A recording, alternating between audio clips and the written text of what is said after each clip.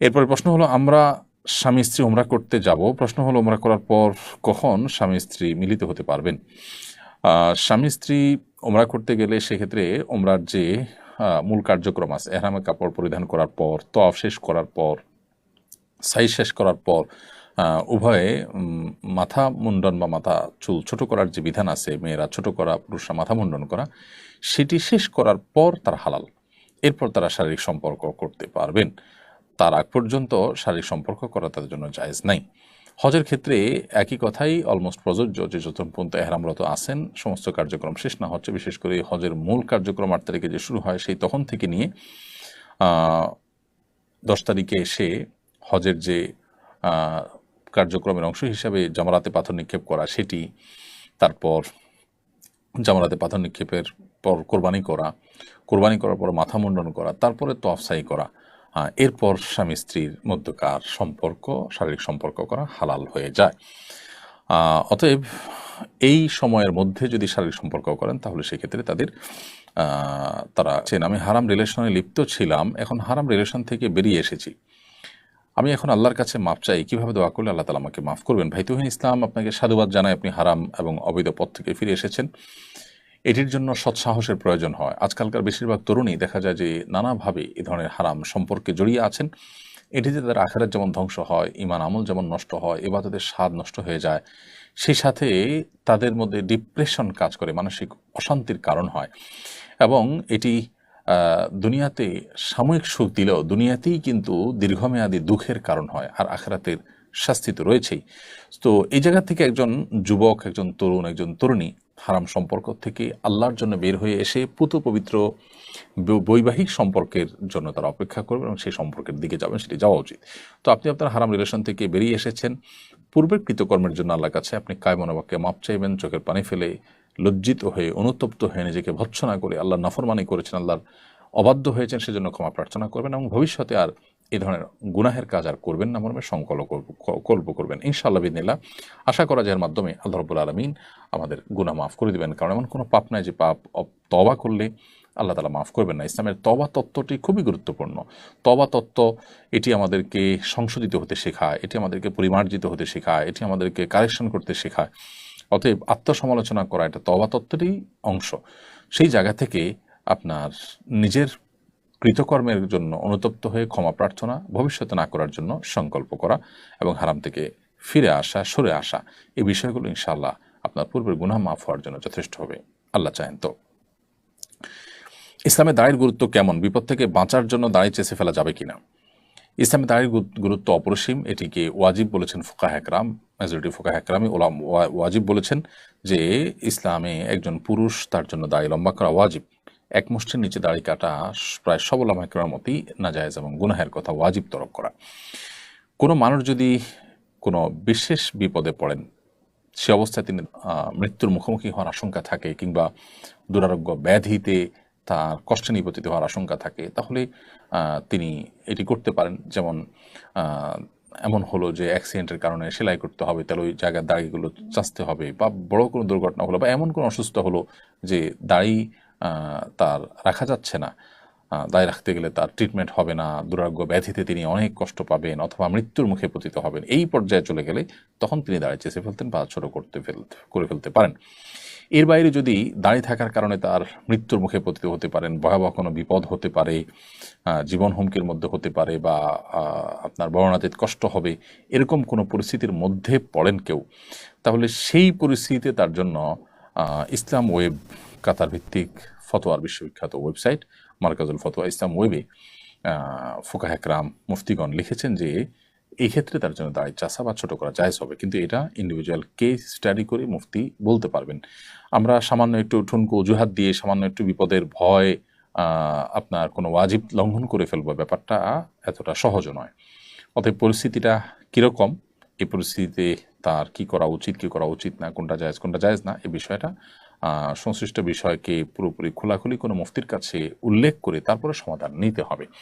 তো খোলাসা কথা হলো যে দুরারোগ্য ব্যাধি থেকে বাঁচার জন্য, মরণ ব্যাধি থেকে রক্ষা পাওয়ার জন্য, বা ট্রিটমেন্টের অংশ হিসাবে যদি কারো দাঁড়ায় চাচতে হয়, কিংবা এমন কোনো বিপদে পড়েন যে বিপদ থেকে দাঁড়ায় চাচা ছাড়া তার বাঁচার উপায় নাই, জীবন রক্ষার প্রশ্ন আসছে বা এই জাতীয় কোনো জটিলতা তৈরি হয়েছে, তাহলে সেক্ষেত্রে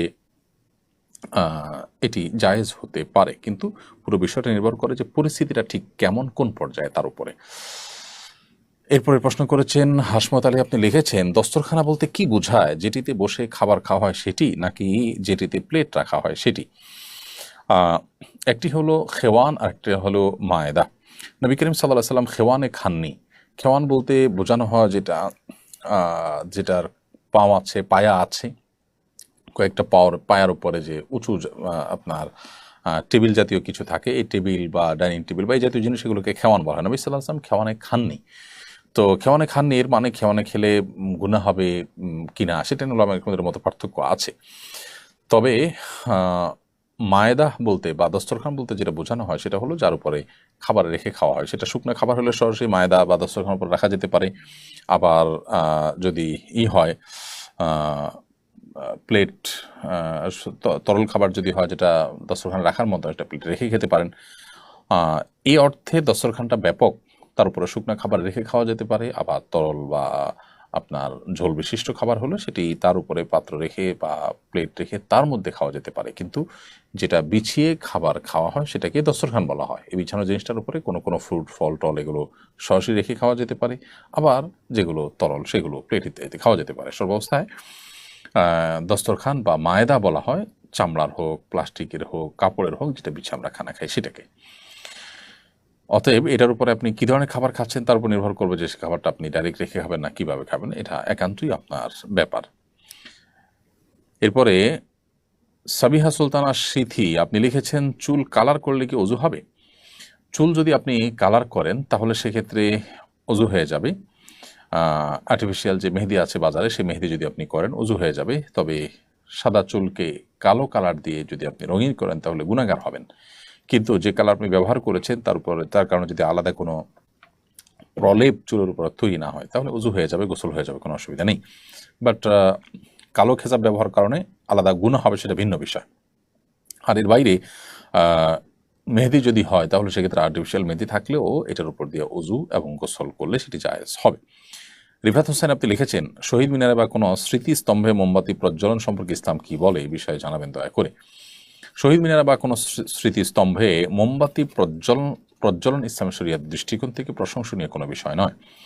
দেশের প্রতি ভালোবাসা, মাতৃভূমির প্রতি ভালোবাসা, মাতৃভূমি, দেশ এবং মানুষের জন্য, মাজলুম মানুষের রক্ষার জন্য যারা জীবন বাজি রেখেছেন তাদের প্রতি শ্রদ্ধা করবার কথাও ইসলাম আমাদেরকে বলে। কিন্তু সেই শ্রদ্ধা ভালোবাসা প্রকাশের যে প্রক্রিয়া সেটা যেন যথাযথ হয়, শরিয়া সিদ্ধ হয়, সেটাই শরিয়া বলে। এমন কোনো কাজ যে কাজের আসলে বৈজ্ঞানিক কোনো ভিত্তি নাই, ধর্মীয় কোনো ভিত্তি নেই, সেটা কোনো অবস্থাতে আসলে গ্রহণযোগ্য হতে পারে না। ধরুন কিছু মানুষ মারা গেছে, তাদেরকে স্মরণ করে আমরা একটা শহীদ মিনার তৈরি করলাম। সেই শহীদ মিনারে আমরা যদি মোমবাতি দেই, হাজার হাজার টাকা, লাখ লাখ টাকা খরচ করে ফুল রাখি, তাতে মৃত মানুষদের কোনো উপকারে আসবে না। এটি না বৈজ্ঞানিকভাবে তার কোনো উপকার আসার কোনো সুযোগ আছে, না ধর্মীয় দৃষ্টিকোণ থেকে উপকার আসার সুযোগ আছে। বরং এই টাকা দিয়ে যদি আমি গরিব দুঃখীদেরকে দান করি আর সওয়াবের বিষয়টি আমি তাদের জন্য সওয়াবের নিয়ত করি যে তাদের তরফ থেকে দান করছি, তাহলে ধর্মীয় দৃষ্টিকোণ থেকে এটি তারা আল্লাহর কাছে সওয়াব পাবেন ইনশাআল্লাহ। সেই সাথে তাদের শরণার্থে আমরা যদি গরিব মানুষের জন্য কাজ করি, কোনো কল্যাণমূলক কাজ করি বা তাদের পরিবারের জন্য আমরা কিছু করতে পারি, সেটাও যৌক্তিক এবং ধর্মীয় দৃষ্টিকোণ থেকে সঠিক। এই জায়গা থেকে এই জাতীয় স্মৃতিস্তম্ভে মোমবাতি জ্বালানো কিংবা ফুল দেওয়া ইসলাম শরিয়ার দৃষ্টিকোণ থেকে অনর্থক কাজ, বরং কোনো কোনো ক্ষেত্রে এটা শিরকের সাথে সাদৃশ্যপূর্ণ। কেউ এখানে পুজো করতে চায় না, পূজার নিয়ত করে না, সেজন্য এটা হয়তো সরাসরি শিরক হবে না, কিন্তু শিরকের যে আয়োজন, যেখানে মোমবাতি, ফুল এগুলো থাকে, মুশরিকরা, হিন্দুরা, অন্য যারা শিরকে লিপ্ত তারা যেরকম করেন, এখানে অনেকটা তার সাথে সাদৃশ্য হয়। তারা প্রতিমার সামনে দেন, এখানে আমরা একটা স্তম্ভ তৈরি করে স্তম্ভের সামনে দিচ্ছি, ব্যাপারটা অনেকটা কাছাকাছি। তো এই সাদৃশ্য গ্রহণ থেকে আমাদের বিরত থাকা দরকার। এই ব্যাপারে কোনো প্রথিতযশা আলেম সারা বিশ্বব্যাপী কারো কোনো ভিন্ন মত আছে আমার জানা নেই। আমাদের আজকাল জাগতিক অনেক বিষয় আছে যে বিষয়গুলোর ব্যাপারে হালাল হারাম বাজ বিচার করার মতো হিতাহিত জ্ঞানও আমাদের আর নেই, হারিয়ে ফেলেছি। আমরা সমাজের মূল স্রোতে গা ভাসিয়ে অনেকেই কিন্তু অনেক গুনাহে লিপ্ত হয়ে যাচ্ছি। সোয়েব খান আপনি লিখেছেন, হাতে অথবা পায়ে মরা নখ থাকলে সেটা যদি ধৌত করা না হয় তবে ওযু হবে কি? হাতে বা পায়ে কোনো নখ যদি মরে যায়, এটা যতক্ষণ আপনার শরীরের অংশ আছে, আপনি অজুতে পুরো অঙ্গ ধোয়ার পাশাপাশি ওই অংশটাও ধোবেন। চামড়ার মধ্যে কিছু চামড়া দেখা যায়, মরা চামড়া, তো এগুলো আপনি ফেলে দিতে পারেন। ফেলে দিলে তো আর সেটি ধোয়ার প্রশ্ন নেই। কিন্তু যতক্ষণ পর্যন্ত আপনার শরীরের সাথে সেটা লেগে আছে, ততক্ষণ পর্যন্ত শরীরের ওই সংশ্লিষ্ট অঙ্গ ধোয়ার পাশাপাশি সেই নখটি আপনি ধোবেন। এটাই হলো অধিক সতর্কতামূলক পন্থা এবং উপায়। তাহলে ইনশাআল্লাহ আমাদের ওযু এবং গোসল হয়ে যাবে। নখ, কোনো অংশ নখের মারা গেছে, যেমন অনেক সময় দেখা যায় যে নখ উল্টে গেছে, উল্টে শুকিয়ে গেছে, যে কোনো সময় আপনার পড়ে যাবে। তো এরকম পর্যায়ে এখনও পড়ে নাই, আমাদের শরীরের সাথে লেগে আছে, তো এই নখটাকে আমি পানি লাগালাম না, পানি ধুইলাম না, এটা কিন্তু ওযুর জন্য যথেষ্ট হবে না, এটাকে ধুইতে হবে। যদি বলি যে না এটা আমার শরীরের অংশ না, এটা যখন মারা গেছে, তো এটা ভুল হবে। যতক্ষণ আমার সাথে লেগে আছে হাতের সাথে, ততক্ষণ পর্যন্ত সে আমার শরীরের অংশ হিসাবে গণ্য হবে। সো প্রয়োজন আমি ফেলে দিলাম, তাহলে সেটা ভিন্ন বিষয় হবে। তানজিলা আক্তার আপনি লিখেছেন, ঝুমুরযুক্ত নূপুর পায়ে দিয়ে নামাজ পড়লে নামাজ হবে কিনা, মানে নূপুরের ঝুমুরের আওয়াজ নামাজের কোনো ব্যাঘাত ঘটাবে কিনা। মেয়েদের জন্য নূপুর পরা জায়েজ আছে। মহিলা সাহাবীদের অনেকে নূপুর পরেছেন, নবী সাল্লাল্লাহু আলাইহি ওয়াসাল্লাম সেটা অ্যালাউ করেছেন। বিশেষ করে আপনার গহনা হিসাবে আপনার রূপার নূপুর, বিভিন্ন আপনার অলংকার, নূপুর অলংকার হিসাবে আপনার নূপুর পরার ব্যাপারে সে জায়েজ করেছেন, নবী সাল্লাল্লাহু আলাইহি ওয়াসাল্লাম এটাকে অ্যালাউ করেছেন। নামাজের সময় যদি নূপুর থাকে, নূপুরের যদি আওয়াজ হয়, এটাতে যদি নিজের মনোযোগে ব্যাঘাত সৃষ্টি না হয়, স্বাভাবিক হয়, তাহলে অসুবিধা নেই। আর যদি এটা অস্বাভাবিক পর্যায়ে আওয়াজ হয় এবং নামাজে মনোযোগের মধ্যে ব্যাঘাত সৃষ্টি হয়, তাহলে সেটা খুলে নামাজ পড়া উচিত। আর মনোযোগে ব্যাঘাত না সৃষ্টি হলে, তার হালকা যে আওয়াজ মুভমেন্টের কারণে হয়ে থাকে, সেটার কারণে নামাজ হয়ে যাবে, নামাজ হবে না, ব্যাপারটি সেরকম নয়। নুসরাত জাহান লিখেছেন, রাস্তার পাশে আরবি ক্যালিগ্রাফি করা হচ্ছে। রাস্তা তো নোংরা জায়গা, অনেক সময় রাস্তার ধারে প্রসাব করা হয়, এই জায়গায় ক্যালিগ্রাফি করা কেমন কাজ?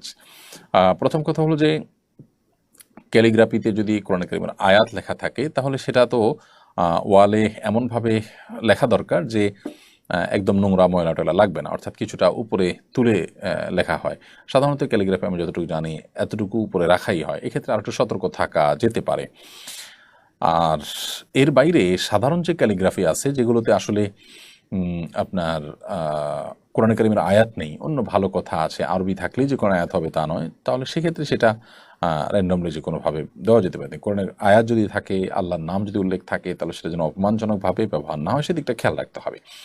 এখন কথা হলো যে সচরাচর আমাদের দেশের সব ওয়ালগুলোতেই কি মানুষ পেশাব করে, বা কোনো প্রাণী পেশাব করে, কিংবা সব জায়গাতে ময়লা হয়? আমার মনে হয় সেটা না।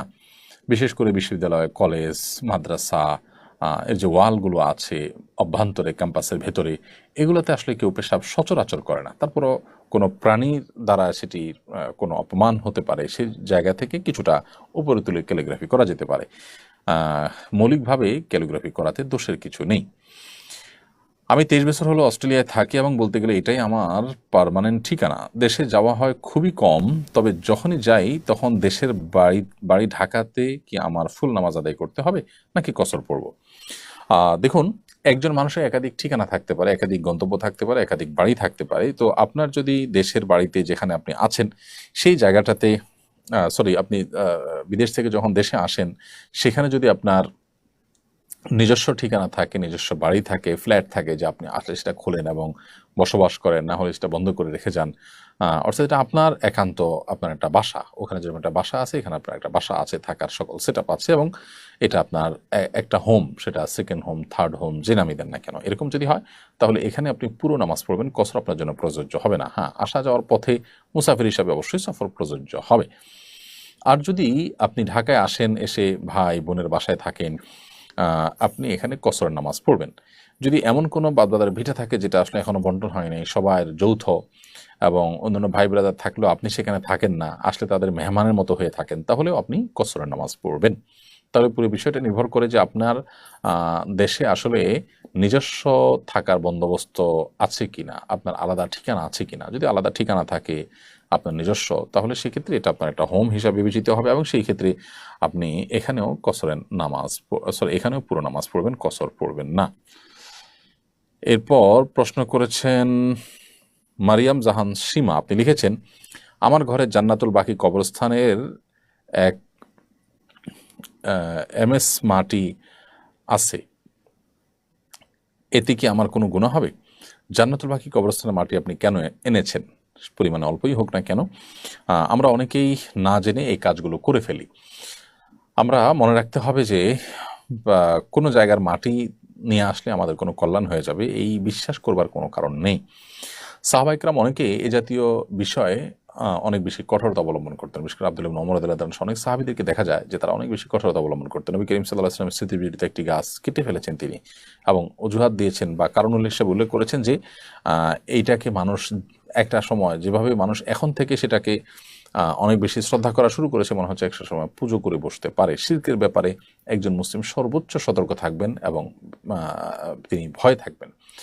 নবী করিম সাল্লাল্লাহু আলাইহি সাল্লামের স্মৃতিতে কল্যাণ রয়েছে, সন্দেহ নেই। সাহাবা ইকরামের স্মৃতিতে কল্যাণ আপনার বরাকা রয়েছে, সন্দেহ নাই। কিন্তু সেটাকে যদি আমাদের পুজোর মতে আমরা করতে থাকি, সেটা অনুচিত হবে।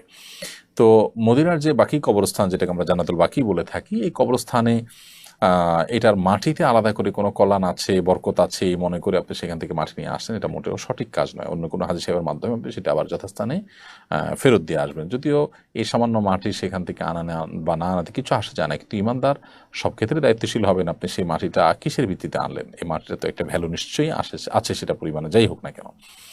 আর দ্বিতীয় কথা হলো যে মাটিতেই যে বারাকা বা কল্যাণ রয়েছে এমনটি মনে করে বিশ্বাস করে যেটা আপনার অনেক উপকার করবে, এরকমটি বিশ্বাস করে রাখবার আসলে কোনো কারণ নেই।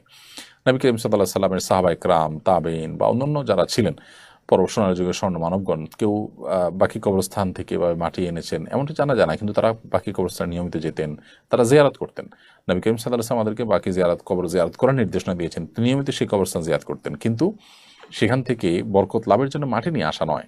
আমরা আল্লাহর নামগুলো আল্লাহর কোন নাম জপলে কি উপকার হবে, কোনটা হাসিল হবে, সেটার চেষ্টা আমরা করতে দেখা যায় অনেককে।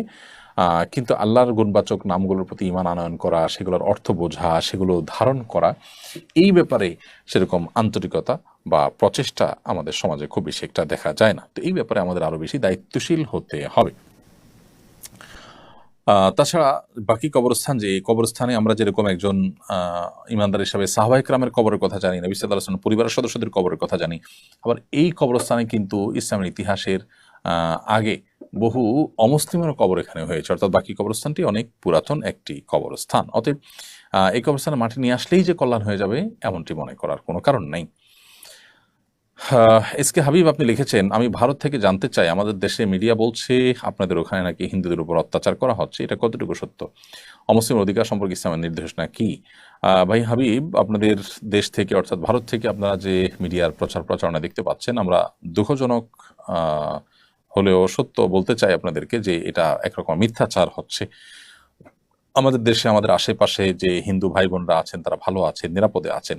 বিচ্ছিন্ন যে ঘটনাবলী সেটি তো সব সমাজে কম বেশি হয়ে থাকে। বিশেষ করে আপনাদের প্রতি শ্রদ্ধা রেখে বলতে চাই যে আপনারা আপনাদের দেশ ভারতে আপনারা নিজেরা মুসলমানরা নানাভাবে যে নিগৃহীত আছেন, একের পর সেখানে ধর্মীয় দাঙ্গা এবং মুসলিম নিধন হয়ে থাকে, ঠুনকো অজুহাতে অগণিত মানুষকে হত্যা করা হয়।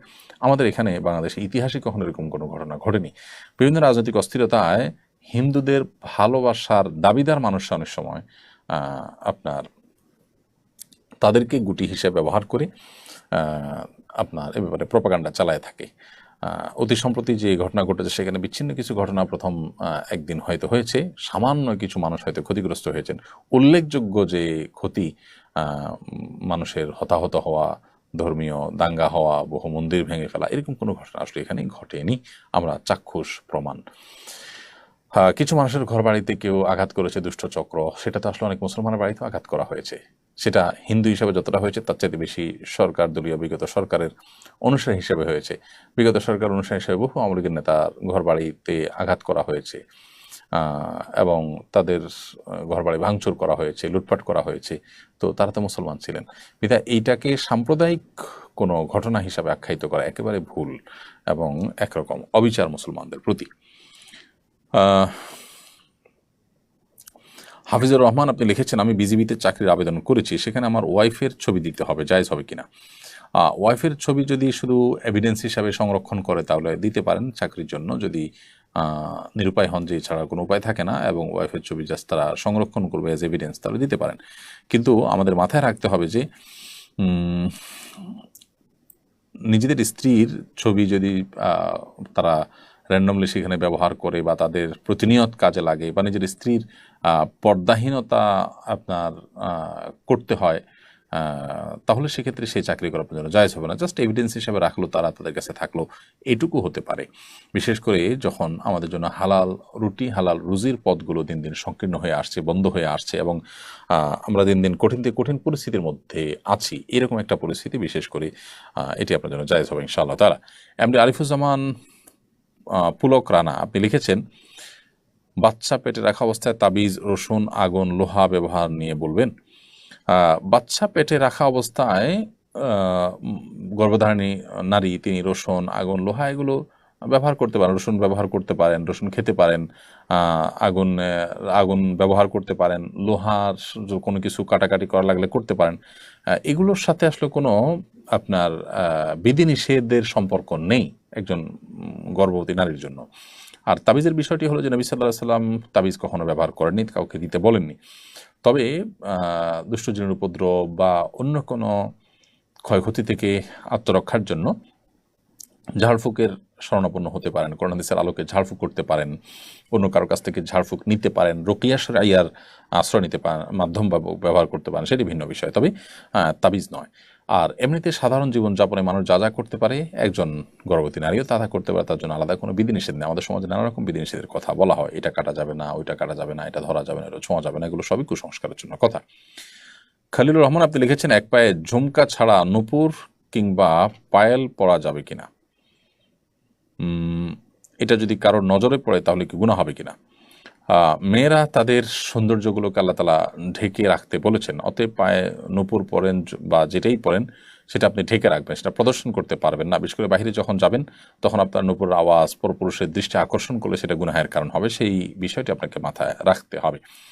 আবার এক পায়ে এমনিতে জুতো পরিধান করে হাঁটতে নবী সাল্লাল্লাহু আলাইহি ওয়াসাল্লাম নিষেধ করেছেন, যদিও ঝুমকা, নূপুর এগুলোর পরে নিষেধাজ্ঞা হাদিসে আসেনি, কিন্তু জুতার ব্যাপারে আসছে যে একটা পায়ে জুতা পরেছেন আর এক পা খালি অবস্থা আপনি হাঁটবেন না, হাঁটা এভাবে হাঁটার ব্যাপারে নবী সাল্লাল্লাহু আলাইহি ওয়াসাল্লাম নিষেধ করেছেন। নবী সাল্লাল্লাহু আলাইহি ওয়াসাল্লাম অনেক কিছু আমাদেরকে নিষেধ করেছেন, যেটা নিষেধাজ্ঞার রহস্য বা নিষেধাজ্ঞা অমান্য করলে আমাদের কি ক্ষতি হবে সেটা আমরা জানি না, কিন্তু নিশ্চিত আমরা যে তিনি যা নিষেধ করেছেন সেটা মান্য করে চলার মধ্যেই আমাদের জন্য কল্যাণ নিহিত আছে। এরপর প্রশ্ন হলো, আমার একটা মেয়ের সঙ্গে প্রেমের সম্পর্ক ছিল, তখন তাকে আল্লাহর কসম করে বলেছিলাম আমি তোমাকে বিবাহ করব, কিন্তু আমার বাবা মা সকল আত্মীয় ওই মেয়েকে বিয়ে করতে নিষেধ করেছেন। আমি নিজেও তাকে আর বিয়ে করতে চাই না, এক্ষেত্রে আমার কোনো গুনাহ হবে কিনা? দেখুন, হারাম রিলেশন এই বিষয়টি ইটসেলফ একটি গুনাহের কথা। এখান থেকে তওবা করে ফিরে আসা দরকার, আল্লাহর কাছে ক্ষমা প্রার্থনা করা দরকার। এবং আপনি যদি কারোর সাথে শপথ করে থাকেন তাকে বিবাহ করবেন, তাহলে শপথ রক্ষা করা সম্ভব হলে শপথ রক্ষা করবেন। আর যদি মা বাবা আত্মীয়স্বজন সবাই আপনাকে নিষেধ করে সেই দৃষ্টিকোণ থেকে, সেক্ষেত্রে আপনি নিষেধাজ্ঞাকে, বিশেষ করে মা বাবার নিষেধাজ্ঞার কারণে সেটাকে আপনি মেনে চলবেন, এবং তাকে বিবাহ না করার কারণে যে শপথ করেছিলেন সে শপথের কাফারা দিবেন। শপথের কাফারা হিসাবে 3 দিন আপনি কাফারা হিসাবে 3 দিন রোজা রাখবেন, অথবা 10 জন মিসকিনকে একদিনের খাবার দিয়ে দিবেন। এটুকুর মাধ্যমে ইনশাআল্লাহ আপনি কসমের দায় থেকে মুক্ত হবেন। তবে হারাম রিলেশন যেটি আপনার ছিল সেজন্য আল্লাহর কাছে আপনার তওবা করে লজ্জিত হয়ে অনুতপ্ত হয়ে ক্ষমা প্রার্থনা করতে হবে, ইস্তেগফার করতে হবে, তওবা করতে হবে, সেটি ভিন্ন বিষয়। ওমর ফারুক লিখেছেন, আমার জন্য দোয়া করবেন, আমি যেন উত্তম জীবনসঙ্গী খুঁজে পাই, আল্লাহ যেন আমাকে একটি দিনদার পরিবার মিলিয়ে দেন। ভাই ওমর ফারুক, আপনার মতো আরও অনেকেই এটার জন্য অপেক্ষা আছেন, প্রত্যাশা করছেন। আমরা আপনার জন্য এবং আমাদের সে সমস্ত ভাই বোনদের জন্য দোয়া করছি, আল্লাহ তাআলা আপনাকে উত্তম জীবনসঙ্গী মিলিয়ে দেন, জীবনসঙ্গিনী মিলিয়ে দেন। বিসিএস পরীক্ষা উত্তীর্ণ হওয়া সত্ত্বেও পুলিশ ভেরিফিকেশনে অনেককে বাদ দেওয়া হয়েছিল। অনেককে বাদ দেওয়ার কারণ তারা দিনদার পরিবারের বা প্রার্থী হাফেজ, তাদের ব্যাপারে এখনকার সরকার কি করা উচিত বলে আপনি মনে করেন? অবশ্যই সে মাজলুম মানুষগুলোর ন্যায্য অধিকার তাদেরকে ফিরিয়ে দেওয়া উচিত। তাদের প্রতি যে জুলুম, তাদের প্রতি যে অনাচার করা হয়েছে সেটার বিরুদ্ধে আমাদেরকে উদ্যোগ নিতে হবে এবং সেটার বিরুদ্ধে আমাদেরকে কাজ করতে হবে। বিশেষ করে সাম্য প্রতিষ্ঠার জন্য এবং বৈষম্য দূর করবার জন্য যে আন্দোলন করা হয়েছে সেখানে সেটি আমাদের আচরণগতভাবে সেটি প্রতিষ্ঠিত হওয়া দরকার। সেই জায়গা থেকে যাদের প্রতি জুলুম করা হয়েছে, বিশেষ করে যাদের উপযুক্ত হওয়া সত্ত্বেও পুলিশ ভেরিফিকেশনের মাধ্যমে শুধু দলীয় বিবেচনার কারণে তাদেরকে বাদ দেওয়া হয়েছে, তাদেরকে নিয়োগ দেওয়া, তাদেরকে উপযুক্ত সম্মান দেওয়া, তাদের প্রাপ্য বুঝিয়ে দেওয়া, এটা সরকারের কর্তব্য বলে আমরা মনে করি। আর বর্তমান সরকার যেন একই কাজ না করে, অর্থাৎ শুধুমাত্র দলীয় আনুগত্য বিবেচনা করে মানুষকে চাকরি দেওয়া বা চাকরি থেকে বাদ দেওয়া এটা উচিত নয়, বরং যোগ্যতাকে প্রায়োরিটি দেওয়া উচিত। প্রিয় দর্শক, দেখতে দেখতে আমরা অনুষ্ঠানের মাঝামাঝি পর্যায়ে চলে এসেছি। সময় হয়েছে ছোট্ট একটি বিরতিতে যাওয়ার। আমরা এই মুহূর্তে একটি ছোট্ট বিরতিতে যাচ্ছি। বিরতির পর আবারও ফিরে আসবো শরীর সমাধান অনুষ্ঠানে ইনশাআল্লাহ তাআলা। প্রিয় দর্শক, বিরতির পর আবার আপনাদেরকে স্বাগতম জানাচ্ছি। আপনারা দেখছেন আসুন্নাহ ফাউন্ডেশন আয়োজিত সাপ্তাহিক সরাসরি প্রশ্ন উত্তরমূলক অনুষ্ঠান শরীর সমাধানের 235তম পর্ব। বিরতির আগে অনেকগুলো প্রশ্ন উত্তর আমরা দিয়েছি। এ পর্যায়ে যে প্রশ্নটি আমি দেখতে পাচ্ছি তা হলো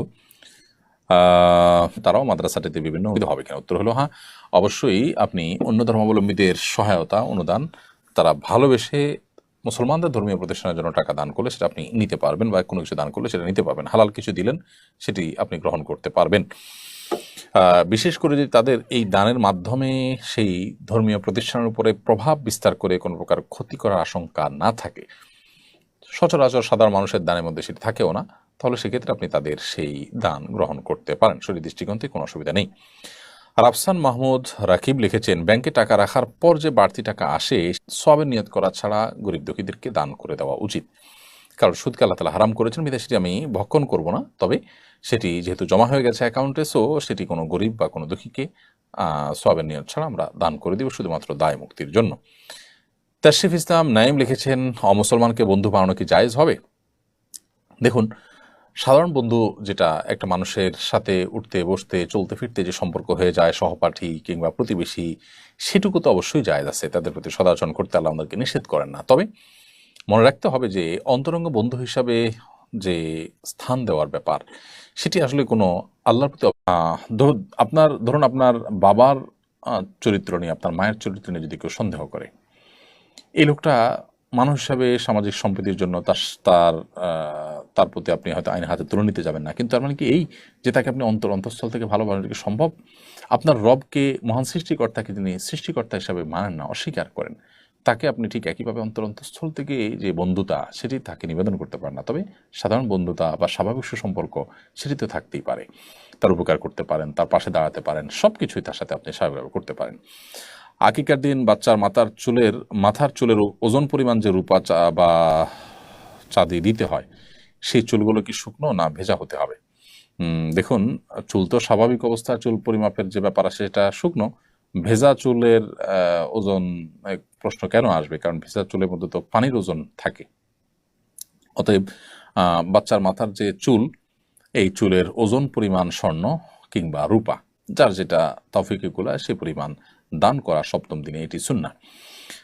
এখন কথা হলো যে চুল চেষে যদি আপনি সেটাকে ওজন করতে যান, তাহলে সাধারণত মাথা ভিজিয়ে তারপর চাষা হয়। সেই জায়গা থেকে হয়তো আপনি প্রশ্ন করতে পারেন যে ভেজা চুলের দিবেন কিনা। তো ভেজা চুলের দিতে হবে না, কিন্তু ভেজা চুল আছে আপনার কাছে, এখন সেটা দিয়ে আপনি পরিমাপ করেন, তাহলে ওজন একটু বেশি হবে। তো বেশি হলে তো সমস্যা নেই। তবে ভেজা চুলের কারণে যে অতিরিক্ত ওজন হবে, সেই অতিরিক্ত ওজনের অনুপাতে আপনার জন্য দান করতে হবে, এমন কোনো বাধ্যবাধকতা নেই। মায়াজা আলিয়াড়ি থেকে আপনি লিখেছেন, আমি প্রবাসে বিয়ে করেছি, তো আমি কি সেই বউয়ের সাথে দেশে গিয়ে থাকতে পারবো, নাকি আবার দেশে গিয়ে বিয়ে করতে হবে? আপনি প্রবাসে কাউকে বিয়ে করলে দেশে এসে তার সাথে স্ত্রী হিসেবে বসবাস করবেন, দেশে এসে আবার কেন বিয়ে করতে হবে? কিন্তু আপনি যদি ফোনের মাধ্যমে বিবাহ করে থাকেন, ওভার ফোন বিয়ে করে থাকেন, এবং এক পক্ষ থেকে আপনি প্রস্তাব দিয়েছেন, তারা সম্মতি প্রকাশ করেছেন, কিংবা তারা সম্মতি দিয়েছেন, আপনি ফোনে বলেছেন আমি কবুল বলেছি, এটুকু আসলে বিয়ের জন্য, বিশুদ্ধ বিয়ের জন্য যথেষ্ট নয়। বরং এভাবে ওভার ফোন বিয়ে হতে হলে তাওকিলের মাধ্যমে, উকিল নিযুক্তকরণের মাধ্যমে হতে হবে। অর্থাৎ দেশে আপনি কাউকে প্রতিনিধি হিসাবে দায়িত্ব দিবেন যে আমার অমুকের মেয়ে অমুকের সাথে এত টাকা মহারণা বিনিময়ে বিবাহের প্রস্তাব তুমি আমার তরফ থেকে করবা, অথবা তারা কেউ আমার জন্য বিবাহের প্রস্তাব দিলে তুমি আমার পক্ষ থেকে কবুল বলবে। তখন কেউ একজন আপনার পক্ষ থেকে কবুল বললো, ব্যাস এটুকু যথেষ্ট। ফোন কল, ভিডিও কলের মাধ্যমে, বিবাহের মাধ্যমে যে প্রতারণার সংখ্যা থাকে, সেটি কারণে এবং শরিয়ার আরও কিছু মূলনীতির আলোকে সরাসরিভাবে ওভার ফোন বিবাহ করা জায়েজ নেই। অতএব আপনি প্রবাস থেকে যদি শরিয়া সিদ্ধ পদ্ধতিতে বিয়ে করে থাকেন, তাহলে দেশে এসে আপনার স্ত্রীর সাথে আপনার বসবাস করতে কোনো অসুবিধা নেই।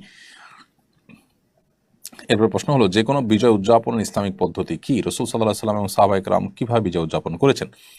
যে কোনো বিজয়, যে কোনো আনন্দে একজন ইমানদার আল্লাহর কাছে কৃতজ্ঞ হবেন, অহংকারী হবেন না। তিনি অহংকার প্রদর্শন না করে বরং সেজদায় লুটিয়ে পড়বেন, সেজদায় শুকর আদায় করবেন। এছাড়া আল্লাহ তাআলা বলেছেন, ইদা জাআ নাসরুল্লাহি ওয়াল ফাতহ, যখন আল্লাহর সাহায্য এবং বিজয় আসবে, ওয়া রাআইতান নাসা ইয়াদখুলুনা ফি দীনিল্লাহি আফওয়াজা, এবং মানুষকে দেখবে দলে দলে আল্লাহর দ্বীনে প্রবেশ করছে, অর্থাৎ বিজয়ের আলামত যখন দেখতে পাবে। ফাসাব্বিহ বিহামদি রাব্বিকা ওয়াস্তাগফিরহু, তখন তাসবিহ মাখা প্রশংসা আল্লাহ তাআলার করবে এবং তার কাছে ক্ষমা প্রার্থনা করবে, অর্থাৎ সুবহানাল্লাহ ওয়া বিহামদিহি পড়বে, আস্তাগফিরুল্লাহ পড়বে। এটি হলো বিজয়ের পর করণীয়। নবী করিম সাল্লাল্লাহু আলাইহি ওয়াসাল্লাম মক্কা বিজয়ের পর তিনি মক্কার মানুষদের প্রতি ক্ষমাশীলতা প্রদর্শন করেছেন, সবাইকে ক্ষমা করেছেন এবং কোনো প্রকার প্রতিশোধ পরায়ণতা তিনি প্রদর্শন করেননি। ঠিক একইভাবে আমরা আমাদের বিজয়, আমাদের আনন্দের সময়ে প্রতিশোধের স্পৃহা যেন আমাদের মধ্যে জ্বলে না উঠে, আমরা ক্ষমাশীলতা প্রদর্শন করব এবং সেই সাথে সহনশীলতা এটি আমাদের মধ্যে থাকবে এবং আমরা চেষ্টা করব আল্লাহ রাব্বুল আলামিনের কৃতজ্ঞতা নিবেদন করবার। দুঃখিত। সন্তান প্রসবের পর মা কি 40 দিনই নাপাক থাকবে, নাকি যে কয়দিন রক্ত আসবে সেই কয়দিন নাপাক থাকবে? সন্তান প্রসবের পর যে ব্লাড দেখা যাবে, ব্লিডিং যতদিন পর্যন্ত হবে 14 দিন পর্যন্ত নাপাক হিসেবে গণ্য হবে, যদি 40 দিনের কম হয়। ধরা যাক 30 দিন পর্যন্ত ব্লিডিং হয়েছে, অতএব 30 দিনই তিনি নাপাক গণ্য হবেন। 30 দিনের পরে ব্লিডিং আর না থাকলে তারপর থেকে তিনি পবিত্র হিসেবে গণ্য হবেন। তখন স্বামী স্ত্রী সুলভ সম্পর্ক যেমন যায় শারীরিক সম্পর্ক, তেমনিভাবে নামাজও তার উপরে প্রযোজ্য হবে। আর যদি 40 দিনের মধ্যে এটি বন্ধ না হয়, তাহলে সর্বোচ্চ সীমা হবে 40 দিন, অর্থাৎ 40 দিনের পরও যদি ব্লিডিং দেখা দেয়, তাহলে সেই ব্লিডিংয়ের কারণে তার নামাজ বন্ধ থাকবে না, শারীরিক সম্পর্ক করা স্বামীর সাথে নাজায়েজ হবে না এবং সেটাকে নাপাক ধরা হবে না। যদি 40 দিনের বেশি নাপাক থাকে, ব্লিডিং থাকে।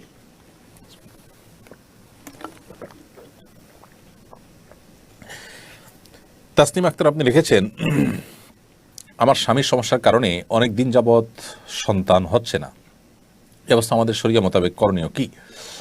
বোন তাসনিম আক্তার, স্বামীর সমস্যার কারণে সন্তান না হওয়ার বিষয়টি যদি আপনি নিশ্চিত হন ডাক্তারি ট্রিটমেন্টের মাধ্যমে বা চেক আপের মাধ্যমে, ডাক্তার চেক আপের মাধ্যমে এটা যদি জানা যায় যে হ্যাঁ স্বামীর সমস্যার কারণে হচ্ছে না, তাহলে সেক্ষেত্রে আপনি স্বামীর কারণে আপনার জৈবিক চাহিদা পূরণে যদি অসুবিধা না হয়, আপনার সে হকটা যদি অসুবিধা না হয়, তাহলে সেক্ষেত্রে আপনি সবর করবেন এবং ধৈর্য ধারণ করবেন। আল্লাহ তাআলার জন্য আপনাকে আজর এবং বিনিময় দান করবেন ইনশাআল্লাহ তাআলা। বিগত বিভিন্ন সময় দেখেছি প্রশাসন মানুষের মোবাইল ফোন চেক করে রাষ্ট্রের নিরাপত্তার অজুহাতে এটা করা জায়েজ আছে কি না। বিগত সময় আমরা দেখেছি যে প্রশাসনের বিভিন্ন পর্যায়ের ব্যক্তিবর্গ সাধারণ মানুষের ফোন চেক করে, তাদের ছবি চেক করে, ভিডিও চেক করে। সন্দেহাতীতভাবে এটি ব্যক্তির যে সাধারণ যে অধিকারগুলো আছে, মৌলিক অধিকার, সেটি লঙ্ঘন করা হয়, সেটি ক্ষুণ্ণ হয়। ইসলাম মানুষের মৌলিক অধিকারকে ক্ষুণ্ণ করবার কোনো অনুমোদন আমাদেরকে করে না, অতএব এটি অবশ্যই জুলুম হিসাবে বিবেচিত হবে এবং গুনাহের কাজ হবে। কোরআন হাদিসের কথা শুনলে গায়ের লোম দাঁড়িয়ে যায়, এর কারণ কি? লোম দাঁড়িয়ে যায় বলতে আপনি কি বোঝাতে চেয়েছেন আমি ঠিক জানি না। অনেক সময় এটি ব্ল্যাক ম্যাজিক ইত্যাদির কারণে, সেহের কারণে হয়ে থাকে, যে দেখা যায় মানুষের শরীরের পশম কোরআন কারীমের তেলাওয়াত শোনার পর উঠে যায়, দাঁড়িয়ে যায়, অস্বাভাবিক হয়ে যান, এরকম পরিস্থিতি অনেক সময় দেখা যায়। তো সেক্ষেত্রে আমাদের যেটি করতে হবে তা হলো কোনো রাকি শরণাপন্ন হতে হবে এবং রুকিয়া শরঈয়ার মাধ্যমে এই সমস্যার সমাধান করার চেষ্টা করতে হবে। আর অনেক সময় কোরআন কারীমের আয়াত বোঝার কারণে তার অর্থ আপনি বুঝলেন, সে মর্ম বুঝে জাহান্নামের বিবরণ রয়েছে, কিয়ামতের ভয়াবহতার উল্লেখ রয়েছে, সেই কারণে আপনার মধ্যে ভীত সন্ত্রস্ত ভাব হয়েছে, লোম দাঁড়িয়ে গেছে, সেটি হতে পারে। সেটি তো আলহামদুলিল্লাহ তাকওয়ার আলামত যদি কারোর হয় সেরকম। বাট সাধারণত অনেক সময় দেখা যায় অনেকে কোরআন কারীমের তেলাওয়াত সহ্য করতে পারেন না। তো এরকম যদি আযান সহ্য করতে পারেন না, এগুলো আপনার রুকিয়া রিলেটেড সমস্যার কারণে হয়ে থাকে। হাফিজা আক্তার লিখেছেন, অলসতা দূর করবার আমল কি? অলসতা দূর করবার জন্য প্রথমত দরকার হলো প্রচুর পরিমাণ মোটিভেশন। আপনি যেভাবে মোটিভেটেড হতে পারেন সেইভাবে মোটিভেশন নেওয়ার চেষ্টা করবেন। আর বিশেষভাবে একটি দোয়া নবী সাল্লাল্লাহু আলাইহি ওয়াসাল্লাম করতেন, সেই দোয়াটা আপনি পড়তে পারেন অলসতা থেকে পানাহ তিনি চাইতেন আল্লাহর কাছে। আল্লাহুম্মা ইন্নী আউযু বিকা মিনাল আজজি ওয়াল কাসাল ওয়া আউযু বিকা মিনাল আল্লাহুম্মা ইন্নী আউযু বিকা মিনাল বুখলি ওয়াল জুবন ওয়া আউযু বিকা মিনাল আজজি ওয়াল কাসাল ওয়া আউযু বিকা মিন গালাবাতিদ দাইনি ওয়া কাহরির রিজাল। কোন বর্ণনায় সাল্লাল্লাহু আলাইহি ওয়া সাল্লাম হাম্মি ওয়াল হাযান ওয়াল আজজি ওয়াল কাসাল, আল্লাহ আপনার কাছে টেনশন ডিপ্রেশন থেকে আমি পানা চাই, এবং অক্ষমতা এবং অলসতা থেকে, কাসাল মানে অলসতা, সেখান থেকে পানা চাই। অতএব এই তো আল্লাহর কাছে আপনি নিবেদন করতে পারেন। আর এর বাইরে যারা কর্মচঞ্চল মানুষ, যারা অলস নন, সেরকম মানুষের সান্নিধ্য, তাদের সংস্রব, তাদের সাথে উঠা বসার মাধ্যমে মানুষের অলসতা দূর হয়। আবরার ফাহাদের হত্যাকারীদের কয়েকজন জেলে জসিমউদ্দিন রহমানের সাথে ছিলেন। তারা সবাই কোরআন কারীমের হাফেজ হয়ে গেছেন। তারা এখন ধার্মিক হওয়ার কারণে তাদের কৃত অপরাধের শাস্তি থেকে কি তারা ক্ষমা পেয়ে যাবে? শরিয়ার বিধান কি এক্ষেত্রে? আমাদের প্রচলিত বিধান তো নিশ্চয়ই আমরা জানি যে এখানে লঘু হওয়ার কোনো কারণ নেই, শাস্তি এর কারণে মওকুফ হয়ে যায় না প্রচলিত আইন অনুযায়ী। কিন্তু শরিয়ার যে বিধিবিধান সেটার আলোকেও আপনি ধার্মিক হয়ে গেলেই কাউকে খুন করলে আপনি সেই দায় থেকে মুক্ত হয়ে যাবেন না। আপনি ধার্মিক হয়েছেন, আল্লাহর কাছে প্রিয় পাত্র হওয়ার পথে আপনি এগিয়ে গেলেন, নিজেকে সংশোধন করলেন, এটা প্রশংসনীয় কাজ আলহামদুলিল্লাহ, কারণ আপনি সব পাবেন। বাট কোনো মানুষকে হত্যার সাথে যদি আপনি জড়িত থেকে থাকেন তাহলে শাস্তি আপনার উপর ঠিকই কার্যকর করা হবে। হ্যাঁ, যদি এমন হয় যে নিহত ব্যক্তির পরিবাররা আপনাকে ক্ষমা করে দেন, তারা তা আপনার কাছ থেকে যে কেসাস প্রাপ্য রয়েছে শরিয়া বিধান অনুযায়ী, হত্যার বদলে হত্যা, সেটি যদি তারা মওকুফ করে দেন, বলেন যে আমাদের কোনো দায় দাবি নেই, আমরা তাকে ক্ষমা করে দিলাম, তাহলে সেটি শরিয়া দৃষ্টিকোণ থেকে ক্ষমা হতে পারে। ইব্রাহিম খলিল জালালি আপনি লিখেছেন, আমাদের মসজিদের সামনে একটি 7 থেকে 8 বছরের পুরাতন পারিবারিক কবরস্থান আছে। মসজিদ সম্প্রসারণের প্রয়োজনে কবরের মালিক এটা মসজিদে দিয়ে দেয়। এখন এটার উপরে মসজিদ বানানো জায়েজ আছে কিনা? মসজিদের সামনে যে পুরাতন পারিবারিক কবরস্থান আছে, এই কবরস্থানে যদি দীর্ঘকাল পর্যন্ত কোনো কবর দেওয়া না হয়, অর্থাৎ যাদেরকে কবর দেওয়া হয়েছে তাদের অস্থি মজ্জা গোশত এগুলো মাটির সাথে মিশে গেছে, দেহ মাটির সাথে মিশে গেছে, এরকম যদি হয় তাহলে সেখানে মসজিদ সম্প্রসারণের অংশ হিসাবে ওইখানে আপনি স্থাপনা করতে পারেন, যদি এক্ষেত্রে কোনো ভিন্ন মত আছে। ইফতেহারা ইতি আপনি লিখেছেন, আমি কি হেঁটে হেঁটে বা কাজ করতে করতে দুরূদ পাঠ করতে পারবো? হ্যাঁ, অবশ্যই আপনি হেঁটে হেঁটে এবং কাজ করতে করতে দুরূদ পাঠ করতে পারবেন। দুরূদ পাঠ করার জন্য আপনাকে বসে বসেই পাঠ করতে হবে, কোনো বাধ্যবাধকতা নেই। তবে নবী করিম সাল্লাল্লাহু আলাইহি ওয়াসাল্লাম দুরূদ পাঠ সন্দেহাতীতভাবে যত মনোযোগের সাথে করবেন, যত সুন্দরভাবে করবেন, তত বেশি আপনার এটার সুফল আপনি পাবেন। এরপর প্রশ্ন হলো, টিপ নিয়ে কটাক্ষের অজুহাতে এক পুলিশ কর্মকর্তাকে অব্যাহতি দেওয়া হয়েছিল। আসলেই সেই পুলিশ সদস্য এরূপ মন্তব্য করেছেন কিনা প্রমাণিত নয়, তবু তাকে তড়িৎ বরখাস্ত করা হয়। যারা বিগত রেজিমে এরূপ অন্যায়ের শাস্তি পেয়েছেন তাদের পরে বর্তমান সরকারের কি পদক্ষেপ নেওয়া উচিত বলে মনে করেন? আমরা একটু আগে একটা প্রশ্ন উত্তরে একই ধরনের প্রশ্ন পেয়েছি এবং সে উত্তর আমরা বলেছি যে অবশ্যই যারা মাজলুম হয়েছেন তাদের অধিকার তাদেরকে ফিরিয়ে দেয়া কর্তব্য। কারণ কোনো সুশাসন প্রতিষ্ঠার আলামত হলো যারা আগে অপশাসনের কারণে জুলুমের শিকার হয়েছেন তাদের অধিকার তাদেরকে ফিরিয়ে দেওয়া। অতএব এই ক্ষেত্রেও আপনি যেটা বলেছেন যে তিনি করেছেন কিনা প্রমাণিত নয়, আপনার সাথে আমি একটু দ্বিমত পোষণ করি। আমি তখনকার পত্রপত্রিকা দেখেছি যে তখনকার তদন্ত কমিটিতে তিনি নির্দোষ প্রমাণিত হয়েছেন, অর্থাৎ তিনি আসলে এরকম টিপকে কটাক্ষ করে কোনো কিছু বলেননি, এটি কিন্তু তদন্ত দ্বারা প্রমাণিত হয়েছে। তারপরও যেহেতু আওয়াজ উঠেছে, তৎকালীন শাসকবর্গ দাড়ি বিশিষ্ট সেই পুলিশ সদস্যর প্রতি অবিচার করেছেন, অতএব তাকে চাকরিতে পুনর্বহাল করা উচিত। এটি বর্তমান যারা দায়িত্বশীল আছেন তাদের কর্তব্য বলে আমি মনে করি। বাচ্চা মৃত অবস্থায় জন্মগ্রহণ করলে জানাজা দিতে হবে কি না? বাচ্চা যদি মৃত অবস্থায় জন্মগ্রহণ করে, মৃত বাচ্চা জন্মগ্রহণ করলে সেই বাচ্চার জানাজা আমরা দেব কিনা, ফোকাহায়ে আহনাফের মতে মায়ের পেট থেকেই যদি মৃত অবস্থায় জন্মগ্রহণ করে তবে সেক্ষেত্রে তার জানাজা নেই। যদিও অন্যান্য ফুকাহে কেরাম যারা আছেন হাম্বলি ফকিহদের মতে আপনার মায়ের পেট থেকেও যদি মৃত বের হয় তারপরও তার জানাজা দিতে হবে। আরটিএন মোহাম্মদ রাজু খান আপনি লিখেছেন, আইডি থেকে কাউকে উঠে দাঁড়িয়ে সম্মান জানালে কি শিরিক হবে? না, শিরিক বলা যাবে না, তবে এটা নিয়ে আমাদের ইখতিলাফ আছে। অনেক উলামায়ে জায়েজ বলেন বিভিন্ন হাদিসের কারণে, আবার অন্য কিছু হাদিসের আলোকে অনেক ওলামায়ে কেরাম এটিকে নিষেধও করেন। কারণ নবী করিম সাল্লাল্লাহু আলাইহি ওয়াসাল্লাম দাঁড়িয়ে সম্মান জানানোকে অপছন্দ করতেন বলে বিভিন্ন বর্ণনা রয়েছে, কিন্তু আবার কোনো কোনো বর্ণনা থেকে এটিকে অনেক ওলামায়ে কেরাম সাব্যস্তও করেন। তবে দাঁড়িয়ে সম্মান জানালে যে শিরক হবে ব্যাপারটা সেরকম কেউ কিন্তু বলেননি। আরিফুল হক লিখেছেন, কিভাবে দুশ্চিন্তা দূর করব? দুশ্চিন্তা দূর করবার জন্য আপনি দোয়া পড়তে পারেন, আল্লাহুম্মা ইন্নী আউযু বিকা মিনাল হাম্মি ওয়াল হাযান ওয়াল আজজি ওয়াল কাসাল ওয়া আউযু বিকা মিন গালাবাতিদ দাইনি ওয়া কাহরির রিজাল। আল্লাহ আপনার কাছে হাম এবং হাজান অর্থাৎ টেনশন, ডিপ্রেশন, পেরেশানি থেকে আমরা পানাহ চাই, আশ্রয় চাই। আল্লাহর আশ্রয় চাওয়া এটা হলো সবচেয়ে বড় উপায় ডিপ্রেশন দূর করবার জন্য। সরি। এর পাশাপাশি ইস্তেগফার এবং দুরূদ বেশি বেশি পাঠ করাও ডিপ্রেশন দূর করার অন্যতম উপায়। স্বপ্ন তারা আইডি থেকে আপনি লিখেছেন, স্বামীর পকেট থেকে মাঝে মাঝে না বলে প্রয়োজন মতো টাকা নেই, বলে নিলে দিতে চায় না, তাই না বলে নেই, এটা নেওয়া জায়েজ হবে কিনা? আপনার মৌলিক প্রয়োজন যেটি, যেমন আপনার চিকিৎসা, আপনার অন্ন, বস্ত্র, যেটি একান্ত প্রয়োজনীয়, শখে না, যেটি না হলে নয়, আপনার বেঁচে থাকবার জন্য যা প্রয়োজন হয়, সেটা যদি স্বামী না দেন, কৃপণতা করেন, তাহলে সেক্ষেত্রে আপনি সেটি তার অজান্তে তার পকেট থেকে নিতে পারেন। কিন্তু শখের বশত বা যেটা মৌলিক প্রয়োজন নয় এরকম কোনো কাজের জন্য স্বামীর পকেট থেকে তাকে না বলে আপনি টাকা নিতে পারবেন না। তিনি যদি না দেন, নেবেন না, আপনি অন্য কোনো উপায় অবলম্বন করবেন। কিন্তু তাই বলে, অর্থাৎ আপনি উপার্জন করবেন বা অন্য কোনোভাবে টাকা কালেক্ট করবেন, তাই বলে স্বামীর অজান্তে তার থেকে টাকা নেওয়া যায় না। যদি কখন নিয়েও থাকেন, সেটা পরবর্তীতে তাকে বলে তার সম্মতি আদায় করে নিতে হবে। এমনি সোহেল রানা লিখেছেন, বাচ্চা হওয়ার কতদিন পরে স্ত্রীর সাথে সহবাস করা যাবে? বাচ্চা হওয়ার পর সর্বোচ্চ 40 দিন পর্যন্ত স্ত্রীর সাথে সহবাস করা যাবে না, তারপরে আপনি সহবাস করতে পারবেন। আর যদি ব্লিডিং, যেটা বাচ্চা হওয়ার পরবর্তী ব্লিডিং, এটা যদি 40 দিন আগে বন্ধ হয়ে যায়, সেটা 20 দিন, 25 দিন, 30 দিন, যে কোনো সময় বন্ধ হয়ে যাবে। তারপর থেকে আপনি স্বামী স্ত্রী সুলভ সম্পর্ক করতে পারবেন। যদি সেটি বন্ধ না হয়, ব্লিডিং হতে হতে 40 দিনও ক্রস করে যায়, তাহলে 40 দিনের পরে আপনি শারীরিক সম্পর্ক করতে পারেন। অর্থাৎ এই ব্লিডিংয়ের কারণে শারীরিক সম্পর্ক করা নিষেধাজ্ঞা, এটি সর্বোচ্চ 40 দিন পর্যন্ত চলবে, তবে সর্বনিম্নটা 5 দিন হতে পারে, 10 দিন হতে পারে।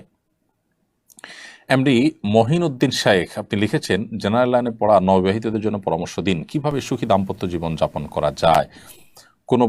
কোন বই সাজেস্ট করতে পারেন? জেনারেল লাইনে নববিবাহিত বা স্বামী স্ত্রীদের জন্য সুখী দাম্পত্য জীবনের জন্য অনেকগুলো বই বাজারে বের হয়েছে।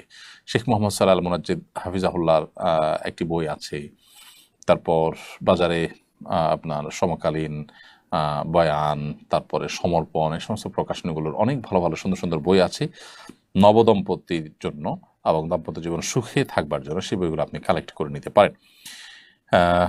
লেখক আতিকুল্লাহ ভাইয়ের ভালো ভালো কিছু বই আছে চমৎকার, সেগুলো সংগ্রহ করতে পারেন। এমডি মোতাহার কক্স এই আইডি থেকে আপনি লিখেছেন, মসজিদের মাইকে মৃত্যুর সংবাদ ঘোষণা দেওয়া যায় আছে কিনা? মসজিদের মাইক সাধারণত যারা দান করে বা মসজিদের মাইক কেনার জন্য স্পন্সর হন, তারা এটা দিয়ে যে কোনো ভালো কাজ করুন, ওয়াজ নসিহত, আজান, নামাজ সবগুলোর জন্যই দিয়ে থাকেন। তো মসজিদে মৃত মানুষের জানাজা, মৃত মানুষের সংবাদ তো মসজিদ থেকে, এটা কোনো দুনিয়াবি একটা বিষয়, এটা তো আসলে মসজিদ থেকে দেওয়া যায় না। কিন্তু জানাজার ঘোষণা যদি হয় যে হ্যাঁ অমুক মারা গেছেন, তার জানাজা এই টাইমে, মূলত জানাজার ঘোষণা দেওয়ার জন্য যদি আপনি মাইকে দেন, তা ঘোষণা দেন, তাহলে সেটা জায়েজ আছে, সমস্যা নেই ইনশাআল্লাহ তাআলা। এরপরে ইব্রাহিম আপনি লিখেছেন, রাষ্ট্রীয় সম্পদ যদি সাধারণ মানুষ নিয়ে থাকে বা নষ্ট করে, তাহলে কি এটা পুরো দেশের মানুষের হক মারা হিসেবে গণ্য হবে? অবশ্যই। রাষ্ট্রীয় সম্পদ যেহেতু গোটা দেশের মানুষের হক, বিধায় এটা আপনি নিয়ে থাকলে, নষ্ট করলে গোটা দেশের মানুষের হকই আপনি নষ্ট করেছেন বলে বিবেচিত হবেন। এরপরে রূপকথার গল্প আইডি থেকে আপনি লিখেছেন, মহিলারা গাছে উঠলে নাকি যতটুকু উপরে ওঠে ততটুকু জাহান্নামে জ্বলতে থাকেন। গাছে ওঠা জায়েজ আছে কিনা, দরকারে গাছে ওঠা যাবে কিনা, এরকম কোনো কথা আসলে নেই যে মহিলারা গাছে উঠলে জাহান্নাম জ্বলতে থাকবে ইত্যাদি, এগুলো মন গড়া কথা। যদি কোনো প্রয়োজনে কোনো মহিলারা গাছে ওঠার প্রয়োজন হয়, উঠতে পারেন।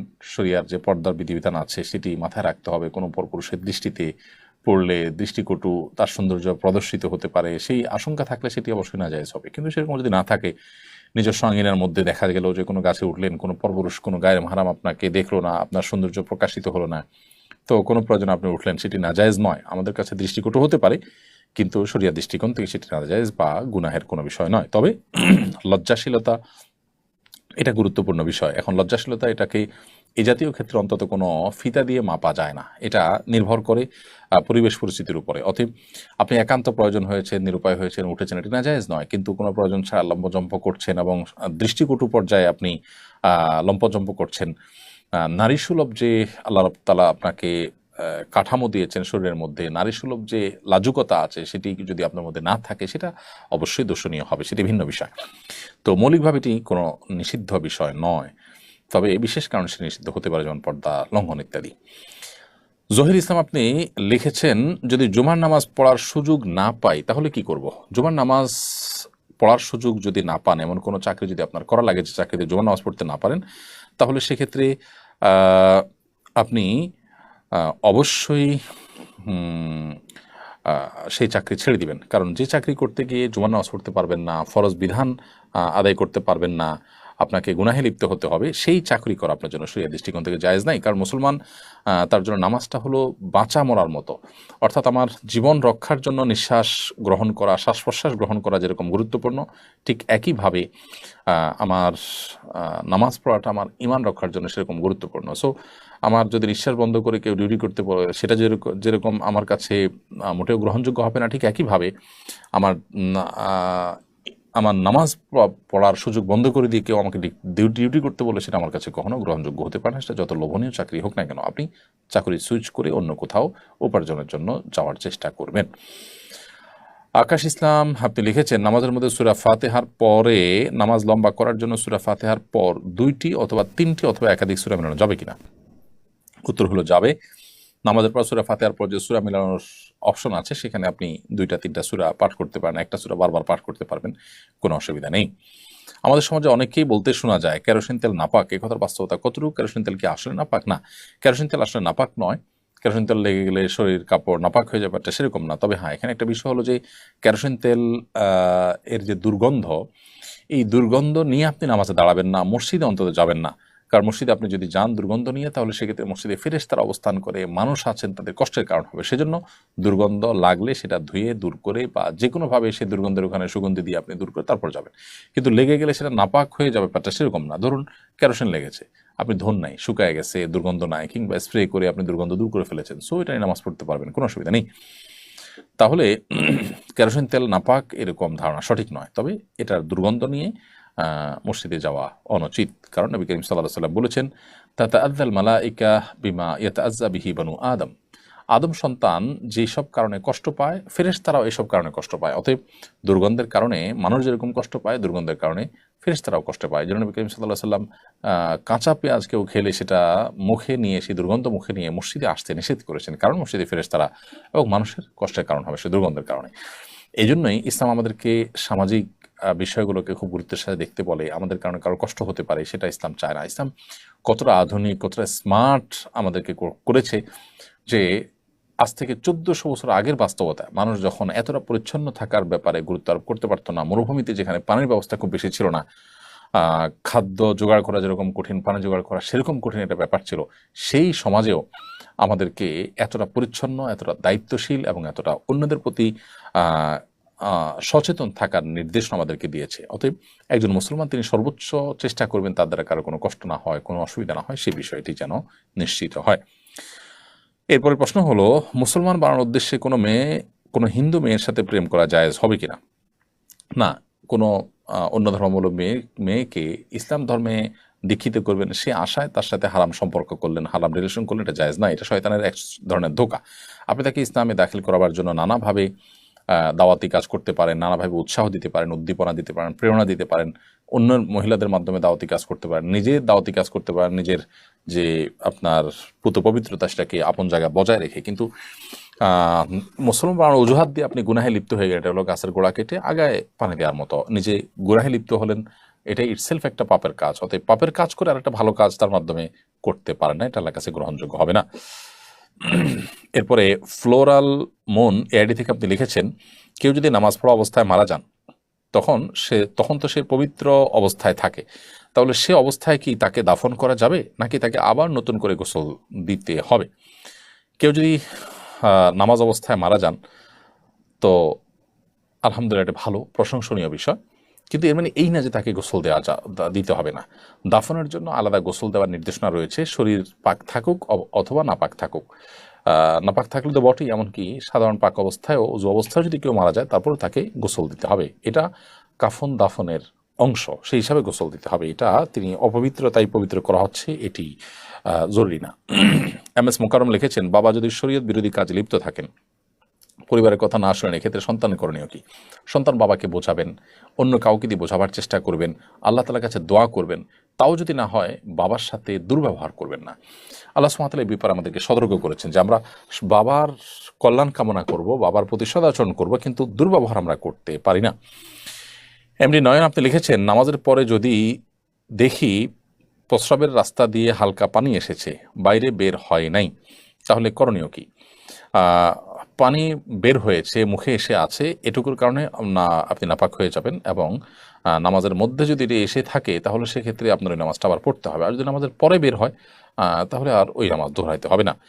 কুলসুম এর থেকে আপনি লিখেছেন, নফল তওয়াফের সময় মেয়েদের মুখ ঢেকে রাখা কি জায়েজ আছে?